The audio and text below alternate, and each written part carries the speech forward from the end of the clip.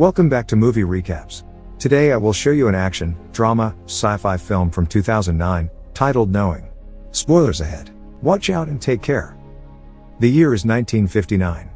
Lucinda is in the yard of her school, but unlike the other students, she seems troubled. The teacher, Miss Taylor, calls the children back to the classroom, but she doesn't hear her. When they settle in the classroom, Miss Taylor tells the class that Lucinda's idea for the time capsule has been chosen as the one they'll do. She tells the children to draw something, but when she comes to collect Lucinda's work she sees the girl scribbling down numbers like she's possessed. The teacher grabs her paper before she's done and collects the rest. Later, the principal is announcing that the time capsule with the students' works will be opened in 50 years, then the capsule is lowered into a hole. Miss Taylor looks behind her and sees Lucinda, but the second time she turns around, the girl is gone. They search for her well into the night and Miss Taylor finds her hiding in a closet. Her fingers are bloodied because she's been scratching numbers in the door. Lucinda keeps begging Miss Taylor to make the voices in her head stop whispering. 50 years later, John is looking through a telescope and tells his son, Caleb, to come and take a look at Saturn's rings. The boy asks him if somebody has found life on other planets, but John tells him that it's just us for now. However, when Caleb asks how many planets can potentially host life, John explains the Goldilocks zone idea to him, but the boy already knows it. Caleb runs to his room to watch TV and John comes in later, to tell him to go to sleep because he has class tomorrow. Caleb reminds him that it's the 50th anniversary of the school and that he won't have any classes. John tells Caleb that by justice he didn't include the idea of an afterlife, which is a sensitive subject for the boy because he lost his mother the previous year. Before John leaves, he tucks Caleb in and tells him that he loves him. Later, he drinks himself to sleep while thinking about his wife. John works at MIT as a professor of astrophysics. The lecture he is giving reflects the main philosophical problem of the film, the subject of randomness versus determinism in the universe. He goes back to the idea of the Goldilocks zone with his students, to explain the two sides of the argument, the one being the side of order and purpose, and the other that of coincidence. When pressed by the students about his position on the matter, John says he believes that stuff just happens. His friend, Phil, the cosmologist, tells him that he hit the students with a heavy subject for a Monday, then walks him out, chatting about some date he wants to set him up with. Suddenly, John remembers his son's ceremony at school and arrives there a bit late, but still catches Ben singing in the school choir. Later, an aged Miss Taylor cuts the ribbon to the time capsule and they take it out of the ground. When they open it, she is the one to divide the envelopes among the children. Miss Taylor hands Caleb Lucinda's envelope and the boy goes aside to open it. The moment he does and sees the numbers, he notices a mysterious figure looking at him, while hearing whispers in his ears. That night, John is doing the dishes when the boy asks him if he can go to a sleepover at a friend's house that weekend and John says that he'll think about it. He notices that the boy has taken Lucinda's work and tells him to return it the next day. After his son has fallen asleep watching a video of his mom, John goes back to the kitchen and takes another look at the numbers. He writes a sequence on a whiteboard because it feels familiar to him. John blocks out the date, September 11, 2001 and a second number, 2996 from it. He researches the tragedy of 9/11 and sees that there were 2,996 victims. John copies the numbers to a whiteboard and begins checking for other dates. He notices a pattern of dates and victims that stand for catastrophes that have transpired over the last 50 years. The next day, John goes to tell Phil about his theory regarding Lucinda's sequence of numbers. John is aware of how he sounds like but still explains that he matched the numbers to the dates of every major global disaster, except for the last three. The first of the unaccounted numbers states that the next day 81 people will die in a tragedy. Phil says that it sounds crazy and no matter how angry John gets, he tells him that it's easy to find what you want in sequences of numbers. He argues for that statement by pointing out the uncircled numbers on the screen. John gets upset with him and leaves, then goes to talk to Miss Taylor. She tells him about Lucinda and the day they buried the time capsule as the day when she found her scratching at the door. Miss Taylor says they never found out what the numbers meant. John asks her if she can tell him where to find Lucinda, but she tells him that Lucinda passed away years ago. Back at his house, John is still trying to figure out the details surrounding the envelopes, when Caleb gets a strange visit while he's playing. The same mysterious figure appears in a car and gives the boy a black stone. John sees the transaction from the window and runs out to stop it, but the car drives off. John's sister scares him half to death when she comes to visit the two of them. She's worried about them and offers to babysit Caleb if John wants to go out sometime. John knows that she was sent there by his parents with whom he has a difficult relationship, especially with his pastor father. After some bickering, John gets his sister out of his house. That night, he falls asleep drinking and watching the news, waiting to hear anything about a possible accident with 81 victims. John doesn't notice Caleb looking at him from the stairs, feeling alienated from his dad. John is woken up by the phone ringing with Caleb asking him why he isn't there to pick him up from school. He tells him that he'll be there in 10 minutes, but gets stuck in traffic on the way. Searching for alternate routes to the school on his GPS, John realizes that the unidentified numbers from Lucinda's paper are actually locations. His location at the moment is the location next to the number, implying that an accident will happen on that day. John gets out of the car to see if what's holding up traffic is actually an accident, but finds out that no one died on the road. An officer tells him to get back to his car when suddenly an airplane comes plummeting from the sky and crashes down in the neighboring field. John immediately runs toward the burning debris, without regard for his own safety, trying to help the people from the plane. He extinguishes one man when another part of the vessel explodes, then goes over to help a screaming woman, who runs away in a panic. John doesn't manage to save a burning man but pulls out another one from the plane debris when paramedics arrive and get him away from the victim. He comes back home to his sister listening to the news about the accident that took 81 lives. She sends Caleb upstairs so she could talk to John, but he just goes up to sleep. Caleb is worried about him and asks him what's going on, aware that something bad has happened, but John doesn't know what to tell his son. Later, Phil comes over to check up on him and they talk about the numbers again. John doesn't think it's an accident that he was there at that moment, and Phil begins to believe that the numbers might mean something, but still isn't fully convinced. There are 2 more numbers in the sequence that John thinks stands for accidents that are about to happen, as a kind of warning meant for him. When Phil leaves, the mysterious figure appears near John's house again. It comes into Caleb's room and shows him that something absolutely awful will happen in the future, a world on fire. The child screams in terror and John finds him crying on the floor, thinking he had a bad dream, but sees the figure outside and runs after him, telling him to stay away. The following morning, John finds Lucinda's home and sees her daughter and granddaughter leave the house. He follows them with Caleb to a natural history museum, and once they get inside he tells Caleb to make friends with the granddaughter, Abby. John uses that as a way to talk to Lucinda's daughter, Diana, and asks the 2 of them to join him and Caleb for a drink in the museum cafe. As the kids play, the 2 of them chat a bit, until John decides to tell Diana why he wanted to talk to her. John asks Diana if her mother had some kind of ability or gift and tells her that he's an MIT professor, that his son went to the same school as her mother and that's where he found the paper with the numbers. He thinks that there are people like her mother who can see things happening before they actually do. Diana gets upset and calls for Abby, so John tells her about the plane accident and how the date and location were predicted on that piece of paper.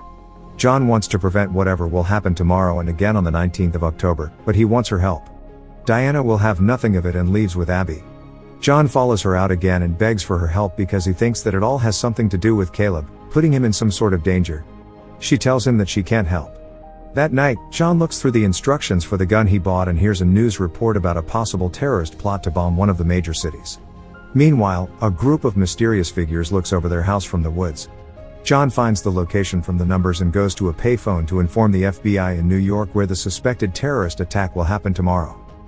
Early next morning, John drops off Caleb at his sister's place and says goodbye to the boy.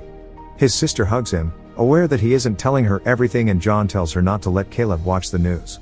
Next, he goes into New York to see if the FBI has done anything about what he told them. John sees an officer and asks about it, but suddenly more officers chase after him thinking he's a potential perp. He runs away into the crowded subway when he sees a man looking suspicious. John chases after him and they both get on the subway train.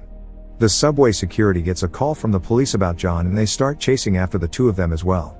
The crazy chase continues inside the crowded subway train when John sees a woman with a baby and tells her to get off the train. They get to the back of the car where there is no place to go anymore as the security steps inside the car as well. John tells them that they have to stop the guy, who's trying to get out of the train. When the man turns around, stolen DVDs fall out of his coat, so he says that he won't do it again and give those back. The doors close and the train begins to move. Suddenly, another train in the same subway line gets off the tracks and hurls toward John's train. He sees it coming and screams for the people to move back and get out before it hits. The runaway train wreaks havoc on the entire subway, smashing through poles and people eventually stopping at the stairs. Firemen are seen leading people out of the subway station and John comes out of the chaos, burdened by the fact he couldn't save the people or prevent the tragedy from happening. After he picks up Caleb from his sisters, John comes home to find Diana waiting for them there with Abby.